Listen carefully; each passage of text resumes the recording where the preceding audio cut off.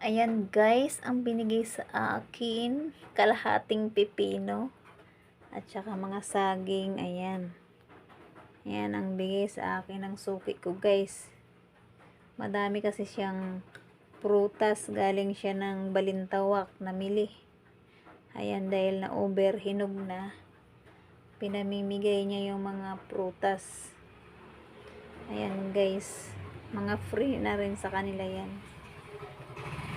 Yummy yummy. Ayan, nakakatuwa naman kasi yung pepino binigay sa akin half na kasi nga bulok na. Ayan, free lang yung na isang mango, 4 na saging. Ayan o, half na pepino. Ayan, bait na ng suki ko dito. Nakalibre na tayo ng saging at mangga, tapos kalahating pepino. Ayan, gagawin ko yung bukas pan dessert guys. Thank you for watching my video.